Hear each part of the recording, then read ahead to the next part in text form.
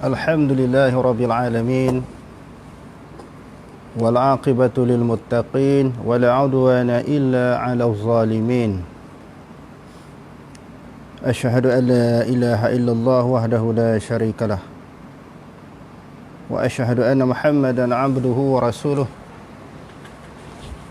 Allahumma shalli wa sallim wa barik ala Muhammad wa ala alihi wa ashabihi ajma'in. Allahumma rabbi syrah li sadri wa yassir li amri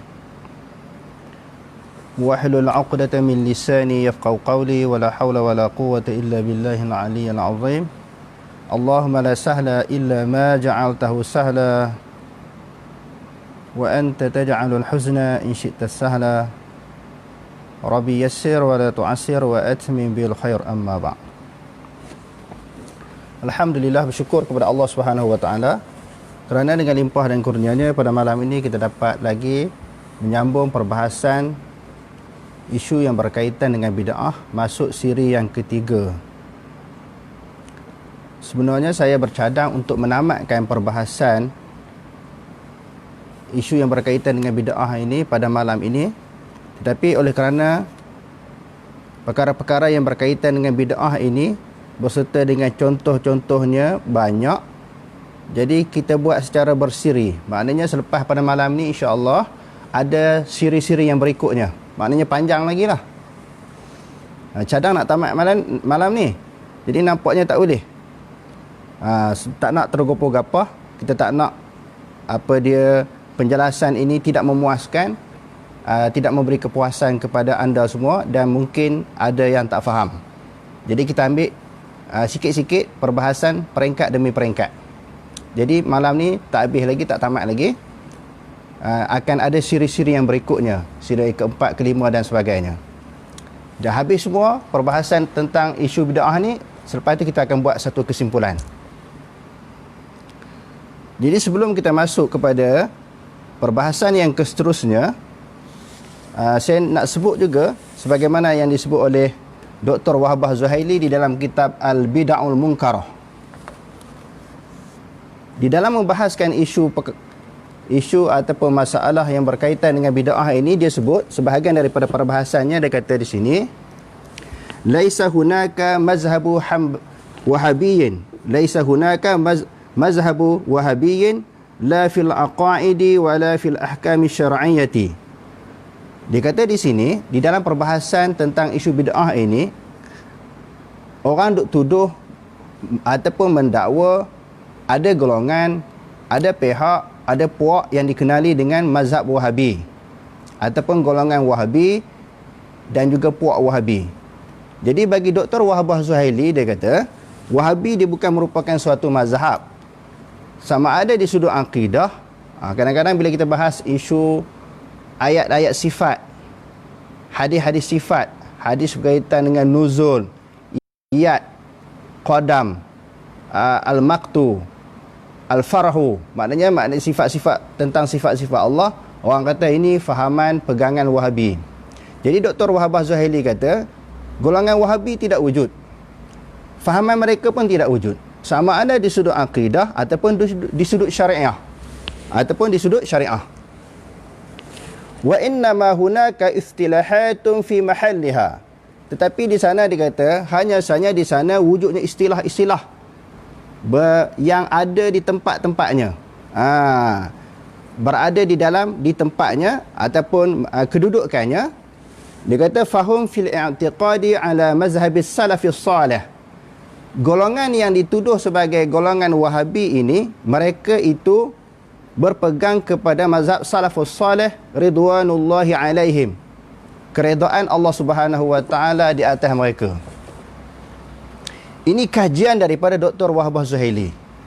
Di samping kajian ulama-ulama yang lain, Dr. Wahbah Zuhaili buat kesimpulan golongan Wahabi atau mazhab Wahabi tak ada.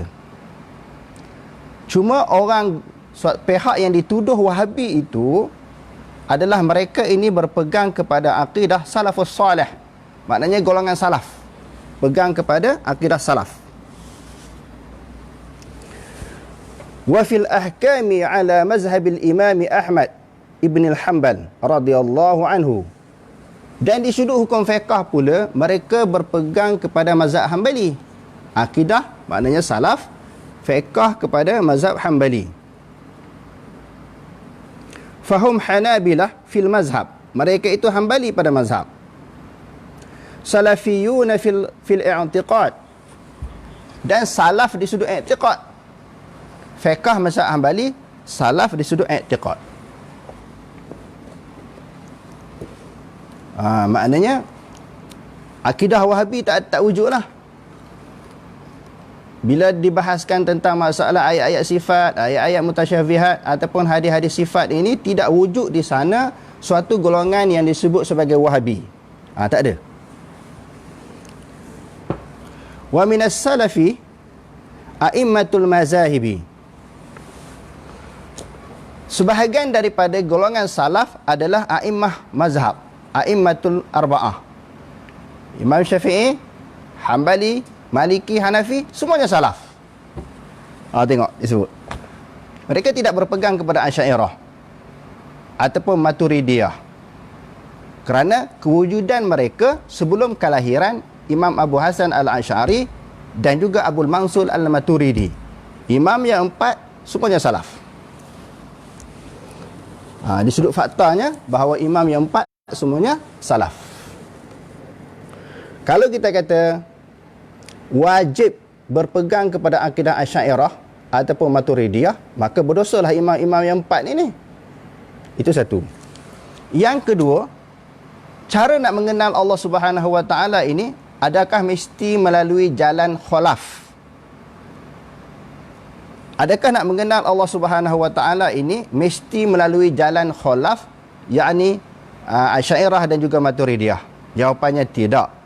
Di sana ada golongan yang disebut sebagai salaf. Bahkan golongan itu terlebih awal, terlebih dulu kewujudan mereka. Bahkan golongan inilah yang mendapat pujian daripada Allah Subhanahu Wa Taala. Sama ada salaf itu daripada kalangan sahabat ataupun daripada kalangan tabi'in ataupun tabi'un tabi'in. Di antara ayat Al-Quran yang memuji pegangan para sahabat ini yang termasuk dalam golongan salaf, was-sabiqunal awwaluna minal muhajirin wal ansar walladzina ittaba'uuhum bi ihsanin radhiyallahu anhum wa radu'an.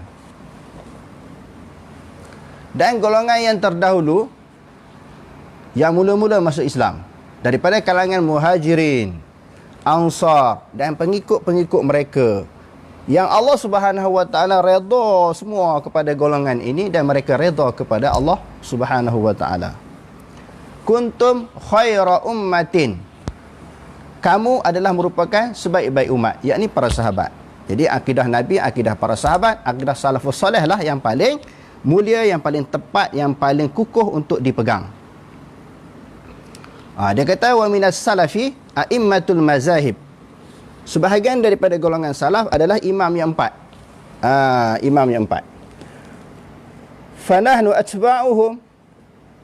Dan kita, Dr. Wabah Zuhaili kata, adalah pengikut-pengikut mereka. Wa jami'un aw aksaru ahli sunnah bil i'tiqadil aslami salafiyun. Dia kata i'tiqad yang ahli sunnah wal jamaah yang paling selamat adalah i'tiqad salafus soleh. Walaupun boleh kita berpegang kepada Asy'ariyah dan juga Maturidiyah, Dr. Wahbah Zuhaili yang masih berada di dalam salah satu daripada mazhab yang empat, dia kata i'tiqad yang paling selamat adalah pegangan salafus soleh, di mana pegangan akidah salaf ini mereka direct langsung daripada Quran dan juga hadis Nabi SAW. Jadi di Malaysia ada tak golongan ini? Adalah golongan-golongan sunnah, golongan salafi yang mereka akidah mereka berpegang kepada akidah salafus soleh. Itu yang pertama yang disebut sebelum kita masuk kepada contoh dia. Contoh perkara-perkara bid'ah. Yang kedua,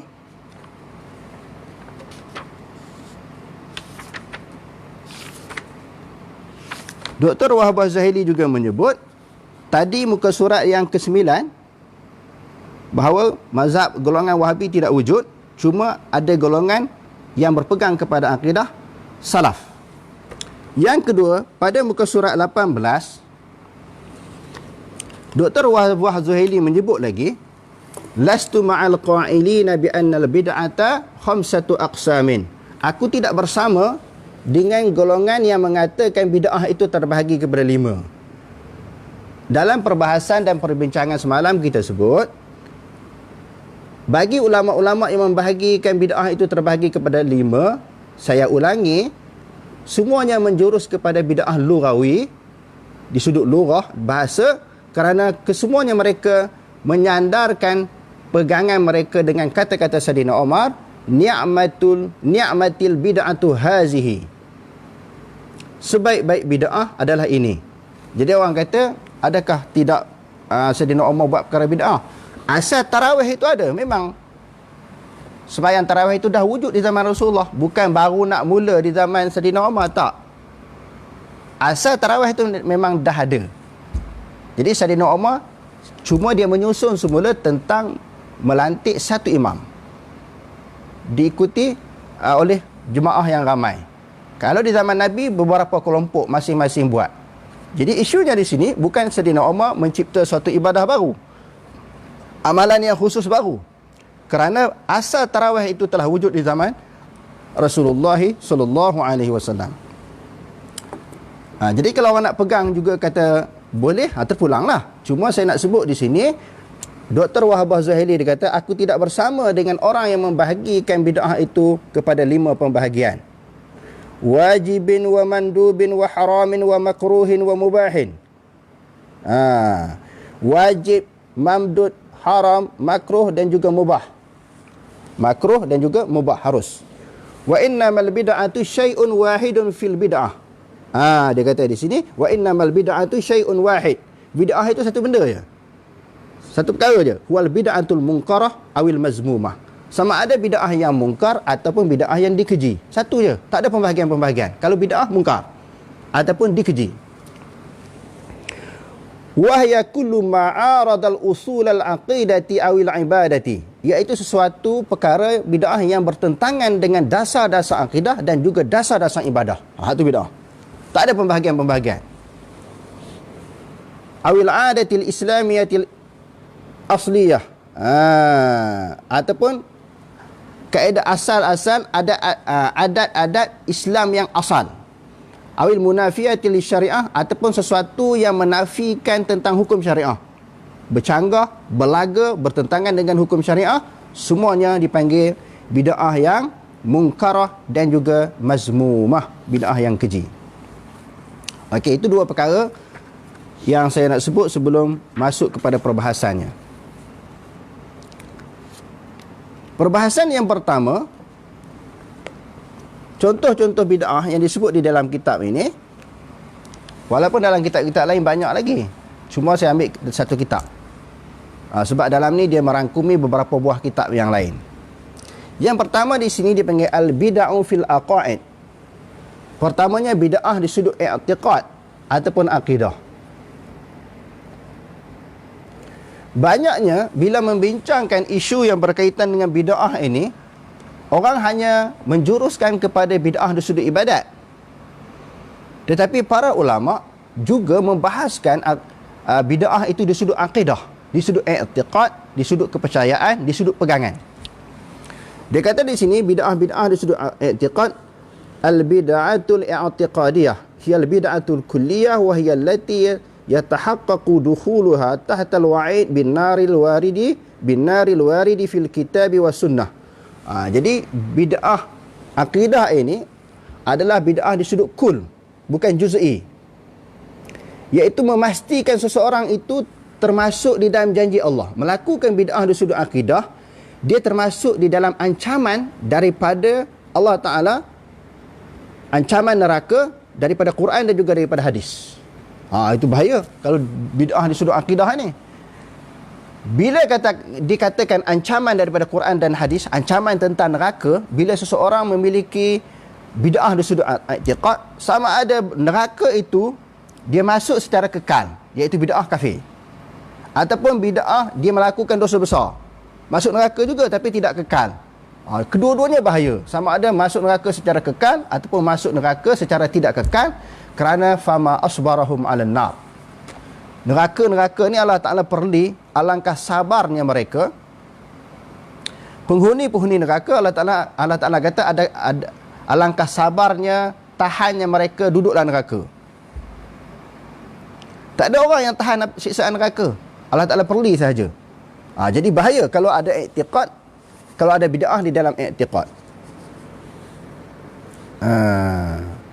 Dia kata inna man ibtada'a fid din duna an yanquda amran kulliyan aw yuharrimu aslan 'aman min asy-syar'i fa bid'atu juz'iyyah. Kalau tak langgar usul-usul syarak, dia tak membatalkan urusan kulli, maknanya akidah yang asas. Macam menolak ketuhanan, tolak rukun iman, rukun Islam, perkara-perkara samiyat. Kalau yang tolak yang tu, maka dia murtad, bid'ah murtad, terkeluar daripada Islam, kekal dalam neraka. Adapun selain daripada itu, dia kata bid'ah juz'i. Okey, dibuat beberapa contoh di sini. Pertamanya di sini, bid'atu khalqil Quran, bid'ah kejadian ataupun ciptaan Al-Quran. Menganggap bahawa Quran itu baharu, sedangkan Quran itu qadim.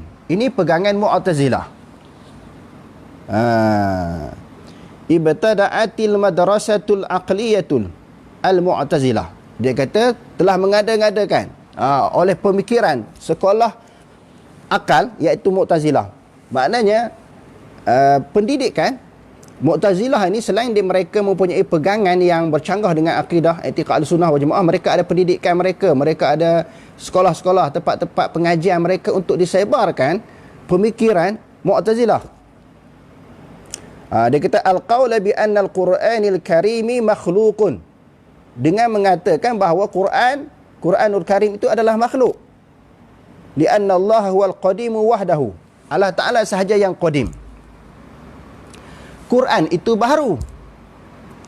Itu pegangan siapa dia? Mu'tazilah. Ini maknanya i'tiqad yang bid'ah di sudut akidah. Fala qadima siwahu, tidak ada qadim selain daripada Allah. Kalau kata Quran pun qadim, Allah Ta'ala qadim. Dah ada dua benda qadim. Allah Ta'ala qadim, sedia, Quran pun qadim. Dah ada dua benda qadim. Itu fahaman Mu'tazilah. Yang qadimnya Allah Ta'ala aja. Quran baharu. Tengok. Fayambaghi an yakuna makhluqan. Maknanya tak dapat tidaklah, maknanya Quran itu adalah makhluk. Kalau kata qadim, dah ada dua qadim. Sedia, tak boleh. Qadim satu je Allah Ta'ala. Allah Ta'ala esa. Kaila yata'addadal qudama'u, supaya tidak berbilang-bilang perkara yang qadim. Supaya tidak berbilang-bilang perkara yang qadim. Bagi kita ahli sunnah wal jamaah, Quran qadim kalamullah. Kalam Allah Ta'ala ini, percakapan Allah Ta'ala berada daripada zat. Bila zat qadim, sifat Allah Ta'ala juga turut qadim. Macam penglihatan dan pendengaran Allah, dia bukan suatu yang terasing daripada zat. Sifat dan zat tidak boleh berpisah. Sifat dan zat tidak boleh berpisah. Bukan pendengaran Allah Ta'ala terkeluar daripada zat dia. Kalam Allah Ta'ala terkeluar daripada zat Allah Ta'ala, tak. Kalam, samak, basar, kalam, semua duduk berada di zat. Bila zat Allah Subhanahu Wa Ta'ala qadim, segala sifat juga turut qadim. Jadi Mu'tazilah tak pegang macam tu. Dia tak faham macam tu. Dia kata berasingan. Itu maknanya bid'ah di sudut apa dia? Di sudut akidah ataupun i'tiqad. Okey ya. Saya rasa boleh jelas tu. Yang kedua, contoh bid'ah yang, perbahasan bid'ah yang kedua yang berkaitan dengan i'tiqad ini, dia kata apa? Ta'wilu sifatillahi ta'ala, mentakwilkan sifat-sifat Allah Subhanahu Wa Ta'ala secara berlebihan. Itu bid'ah. Mazhabus salaf isbatu sifatil bari bima'anin taliqu bizatihi ta'ala. Adapun golongan salaf menisbatkan sifat-sifat Allah. Apakah maksud menisbatkan? Mengatakan ada, mengatakan wujud sifat-sifat Allah Ta'ala dengan makna yang layak bagi zatnya. Dengan maksud layak bagi Allah Ta'ala lah. Fanu'minu bi asma'illahi wa sifatihil husna ala muradillah. Kita beriman dengan nama-nama Allah Ta'ala dan sifat-sifatnya yang mulia atas kehendaknya, atas kehendak Allah Ta'ala. Dalam Al-Quran, Allah Subhanahu wa Ta'ala menyebut walillahil asma'ul husna. Bagi Allah Subhanahu wa Ta'ala itu nama-nama yang indah, iaitu nama Allah Ta'ala yang 99. Nama-nama itu juga adalah merupakan sifat Allah. Nas'aluka ya man huwallahu alladhi la ilaha illa huwa ar-rahmanur rahim al-malikul quddus as-salamul mu'minul muhaiminul azizul jabbar mutakabbir, sampai habis. Itu sifat nama-nama Allah. Dan nama itu juga adalah merupakan sifat Allah, sifat penyayang, pemurah, perkasa. Itu semua nama dalam waktu yang sama sifat Allah. Jadi kita beriman dengan nama-nama Allah dan sifat-sifat Allah sebagaimana yang dikehendaki oleh Allah. Bagaimana sifat Rahim, Allah Ta'ala tahulah. Penyayang tu macam mana, dia lebih tahu. Sifat Rahman tu macam mana, Ra'uf macam mana, Ghafur tu macam mana, dia lebih tahu. Kerana nama itu dia miliki dan sifat itu dia miliki, dia lebih tahu. Mufawwidina kaifiyatiha ila Allah Ta'ala. Dan serahlah kafiat sifat-sifat Allah, nama-nama Allah Ta'ala kepada Allah. Serah kafiat. Macam kita kata Allah Ta'ala ada marah. Marah macam mana kita pun tak tahu. Kita tahu memang hebatlah kemarahan Allah Ta'ala. Penyayang Allah Ta'ala hebat. Rahmat Allah Ta'ala hebat, luas. Tetapi di sudut hakikatnya, macam mana rahmat Allah, kasih sayang Allah, pengampun Allah, Allah Ta'ala lebih mengetahui. Serah kepada Allah. Maknanya serah kafiat. Likauniha minal tashabuh minal mutasyabih, likauniha minal mutasyabih alladhi ista'thara Allah bi'ilmihi. Kerana sifat-sifat dan nama-nama tadi termasuk di dalam mutasyabihat yang diketahui hanya pengetahuannya, ilmunya, maklumatnya diketahui oleh Allah. Sebab tentang sifat dia, nama dia lebih tahu. Jadi kita pun tentang diri kita pun kita tak tahu. Kita makhluk baharu, benda tu duduk dekat diri kita, kita pun tak tahu. Contohnya rambut atas kepala kita berapa helai, uban dalam kepala, atas kepala kita ada berapa helai, bulu rama yang ada atas kulit kita berapa urat, kita pun tak tahu. Itu atas diri kita. Adapun tentang sifat Allah Ta'ala, Allah Ta'ala lebih mengetahui. Sebab tu serah kepada Allah. Dia kata wadzalika mislu istiwa illahi ta'ala 'ala al-'arsy. Seperti istiwanya Allah Subhanahu wa Ta'ala di atas arasy. Wadh-dhahki wal-ghadabi wal-maqti.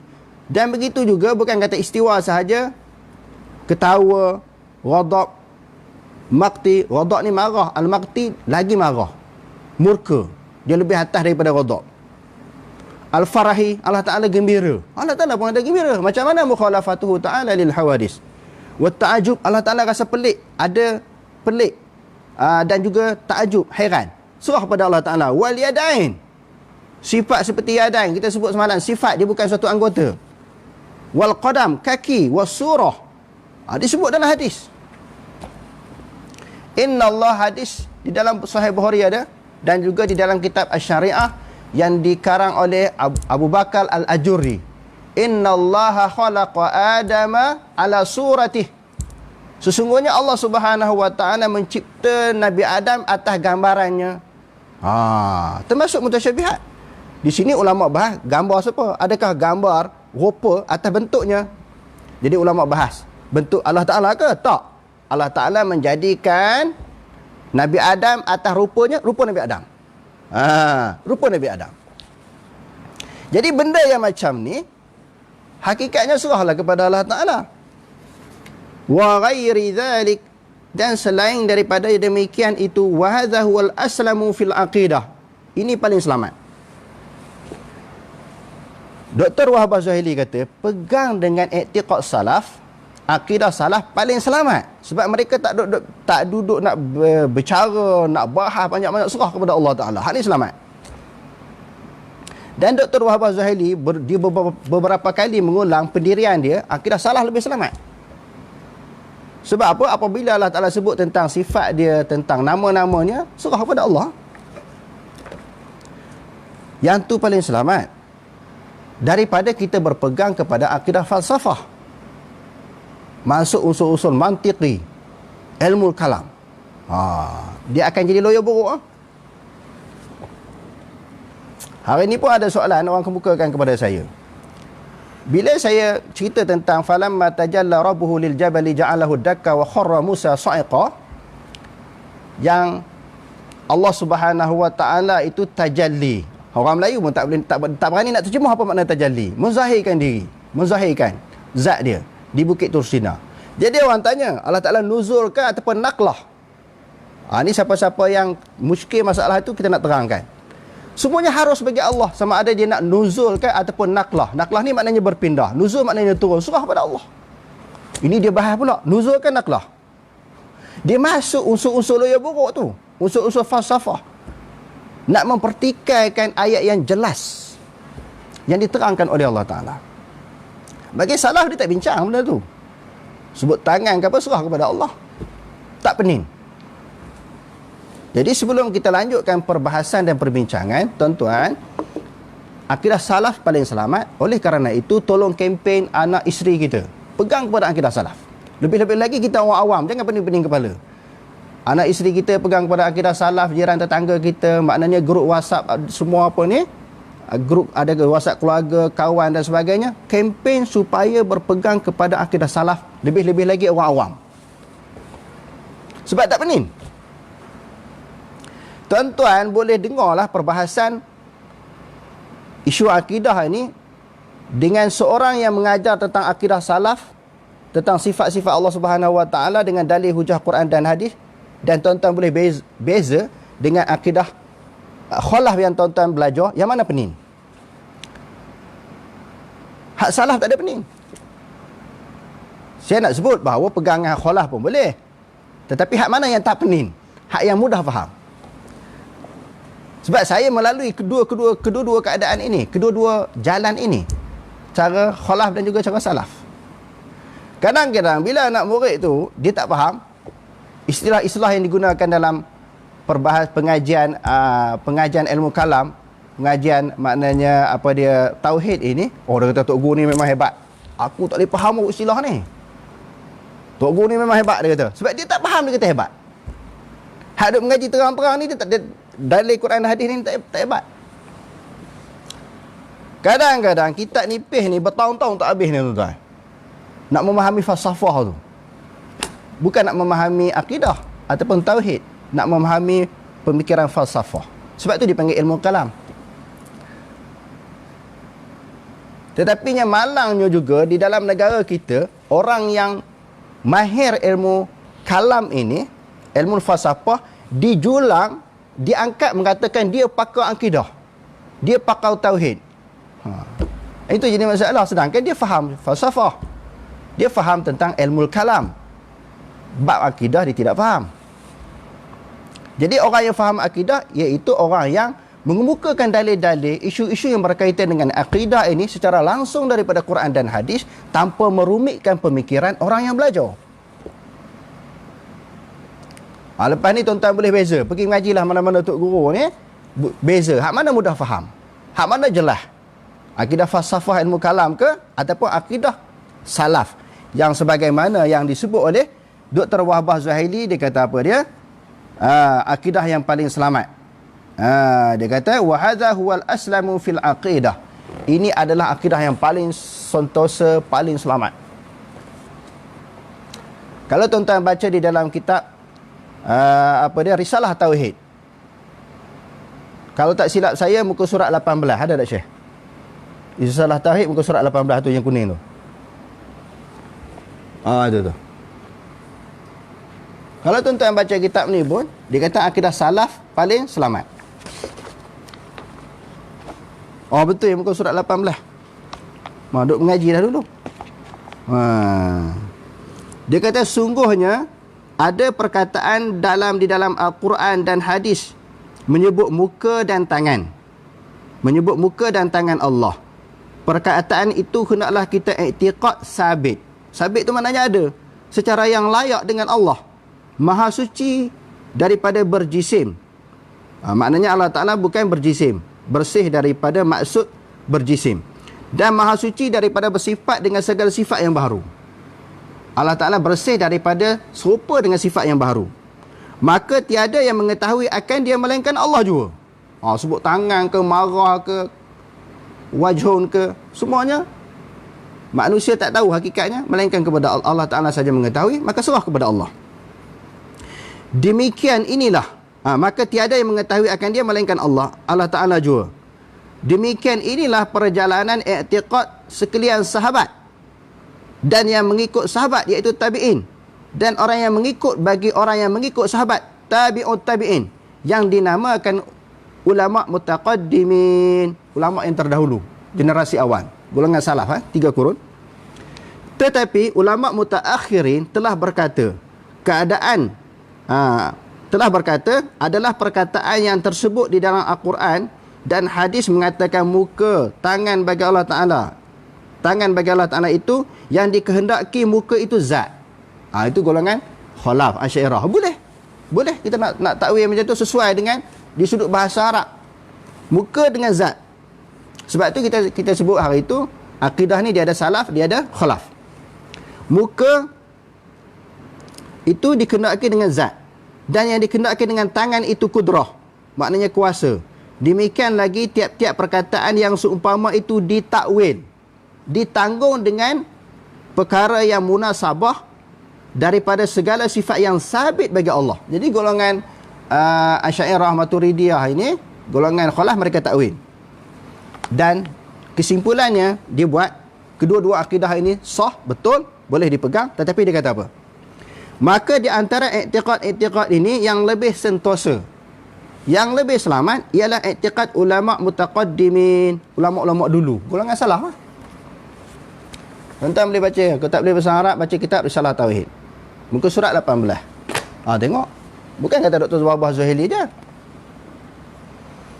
Salah ni memang selamat lah.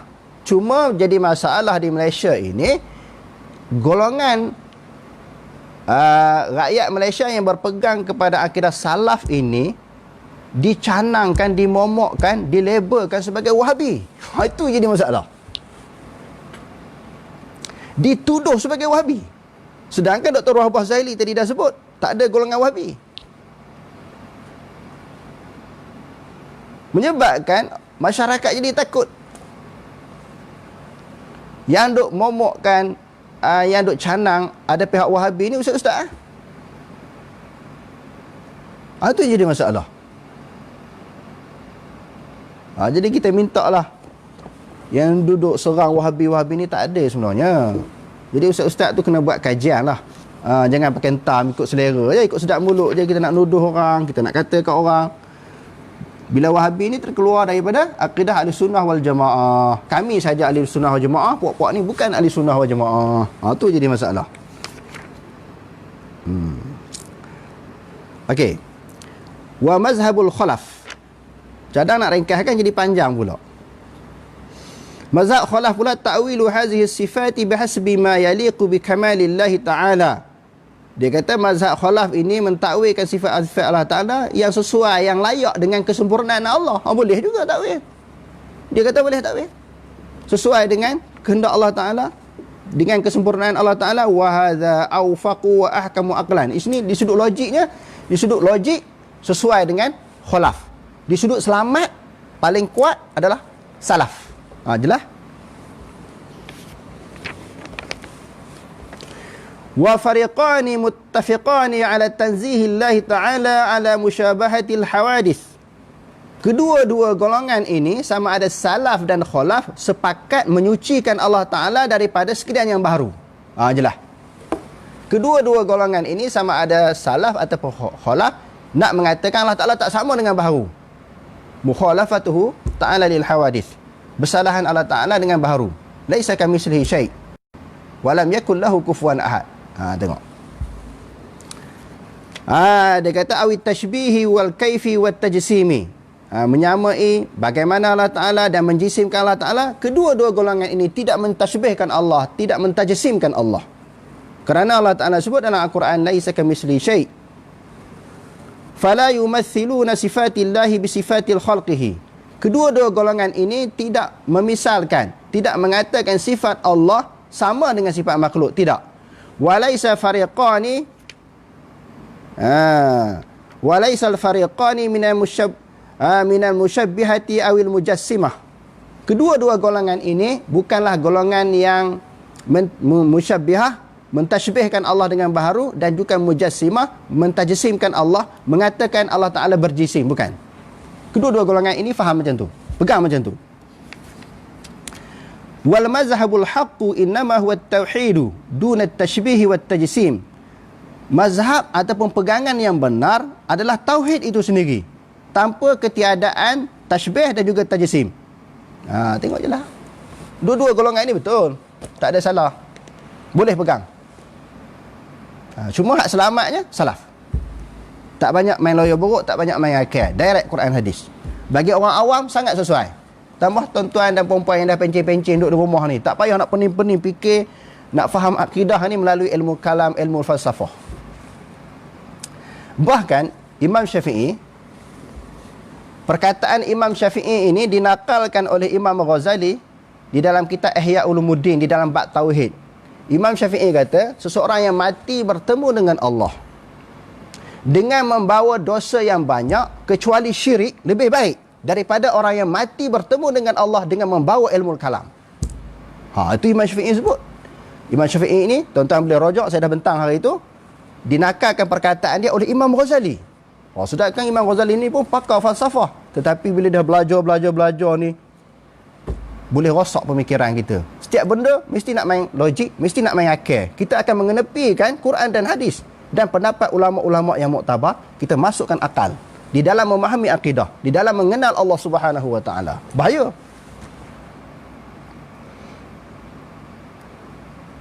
Sebab Quran menyebut aminu billahi wa rusulih. Bab akidah beriman sahaja walaupun tak faham. Sebab tentang ketuhanan, sifat-sifat Allah Ta'ala lebih faham. Allah Ta'ala lebih mengetahui. Kita terima saja. Sebab itu Dr. Wahbah Zuhaili diulang beberapa kali bahawa akidah salaf itu lebih selamat. Fala mubalaghata fit ta'wil. Jangan berlebih-lebihan di dalam mentakwilkan ayat-ayat Allah, sifat-sifat Allah. Lianna dhalika yuaddi ila ta'til. Kerana yang demikian itu membawa kepada menafikan. Terlalu nak takwil akan nafilah sifat iyad, sifat qadam, sifat apa dia tadi, dhahab, ghadab, maktu, akan nafi. Terlalu takwil. Terlalu nak palingkan daripada maksud yang sebenarnya, maka dia akan ubah ayat, kona-kona ayat, tukar-tukar maksudnya.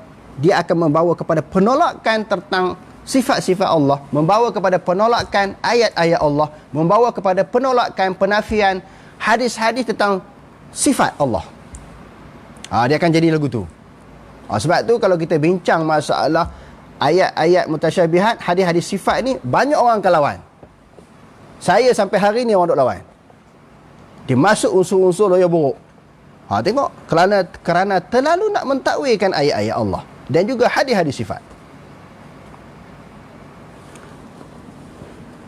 Kerana terlalu takwil membawa kepada penolakan. Dan wala mubalaghata fil itsbati zahiri. Dan juga jangan terlalu berlebihan di dalam mensabitkan secara zahir. Terlalu mensabitkan secara zahir. Lianna dhalika yuaddi ila tajsim. Kerana yang demikian itu membawa kepada menjisimkan Allah. Dia kena tengah-tengah. Antara nak terlalu takwil dengan antara terlalu isbat. Jadi kita isbat biasa je. Ada tangan? Ada. Macam mana? Wallahu a'lam. Cukup. Tangan itu bukan anggota, tangan itu adalah sifat Allah. Sebagaimana kaki, wajah dan sebagainya. Nanti insya-Allah saya mempunyai hasrat dan niat nak bahas satu-satu. Bab istiwa tu dah kita bahas panjang. Banyak hari kita bahas istiwa. Besok kita nak bahas iyad pula, qadam pula, apa dia lagi, maqtu, ghadab dan sebagainya. InsyaAllah kita kita akan bahas, kita akan bincang peringkat demi peringkat supaya jelas. Wa tawassutu fi dzalik, pertengahan yang demikian itu huwa iqrarus sifah, mengakui adanya sifat Allah sebagaimana yang disebut sifat-sifat yang disebutkan tadi. Ma'a i'tiqadina anna laha ta'wilan istasara Allah bi'ilmihi ma'a tanzih i'tiqadina anit tashbih wa ta'tili. Yang pentingnya kita pegang i'tiqad. Sifat-sifat itu ada bagi Allah Subhanahu wa taala yang Allah Taala saja mengetahui tanpa ada tashbih dan juga ta'til. Tanpa kita menyamakan dan tanpa kita menolak. Wa hadza huwal mazhabus salaf. Dia ulang lagi. Dia kata inilah mazhab salaf. Fayasirul khilafu lafziyan. Khilaf antara Asy'ariyah dan juga Salafi ini di sudut lafaz sahaja. Kedua-dua golongan ini nak mengesakan Allah, menafikan Allah Ta'ala, menyerupai baharu. Selesai? Tak payah bergaduh. Tak ada mana-mana golongan yang mentashbihkan dan juga mentajsimkan Allah. Tak ada. Cuma kaedah berbeza. Jalan berbeza. Semua mengatakan Allah Ta'ala itu tidak sama. Okey. Kita sambung sikit lagi. Semua mengatakan Allah Subhanahu wa taala itu tak sama dengan makhluk, tak sama dengan baharu. Wa amma ahlus sunnati wal jamaati faqad tawassatu falam yubalighu fit ta'wil alladhi yuaddi ila at-ta'til. Dia kata ahli sunnah wal jamaah ni tidak melampau di dalam mentakwil sehingga menafikan sifat Allah. Kama lam yubalighu fil itsbat. Begitu juga mereka tidak melampau di dalam mensabitkan sifat-sifat Allah sehingga membawa kepada tashbih. Alladhi yuaddi ila at-tashbih. Bal qalu nusbitu lillahi ma asbatahu Allah ma asbatahu li nafsihi. Bahkan mereka mengatakan kita mensabitkan bagi Allah sebagaimana yang dia sabitkan bagi diri dia sendiri. Sebagaimana Allah Ta'ala kata sifat tu ada kepada dia, kita kata ada. Wajhun, apa dia lagi, qaddam, yadun, farahun, ta'ajub. Sifat tu ada bagi Allah. Tak melampau di dalam mentakwil, tidak melampau di dalam isbat. Serah kepada Allah Ta'ala. Dia lebih mengetahui. Min ghairi ta'wilin wala tashbihin.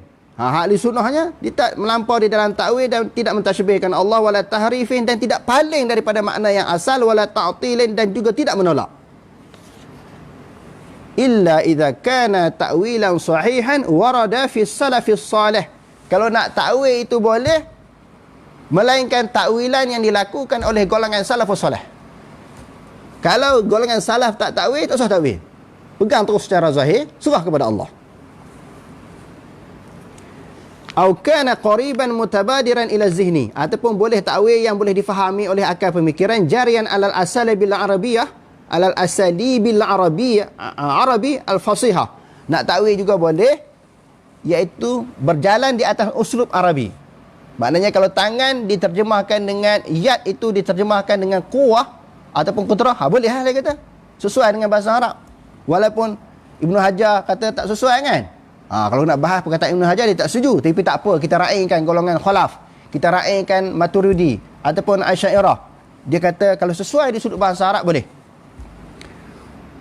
Wa hadza ittijahun mu'tadil. Ini pandangan yang pertengahan. Tak kerah.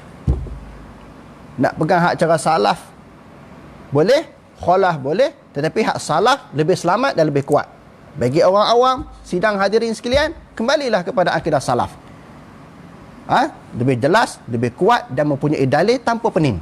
Sekarang ni orang tak nak mengaji pening-pening kan. Serabut-serabut ni orang tak nak. Musim PKP ni orang nak duduk di rumah, nak tenang-tenang, nak rehat-rehat, tak nak serabut. Tak nak serabut, pegang akidah salaf. Sebab dia langsung direct kepada dalil Quran dan hadis. Bahkan pegangan itu lebih mantap, lebih kukuh dan lebih selamat. Wallahu alam. Sekadar itu dulu. Aqulu qali hadza wa astaghfirullah al-azim li wa lakum. Wassalamualaikum warahmatullahi taala wabarakatuh.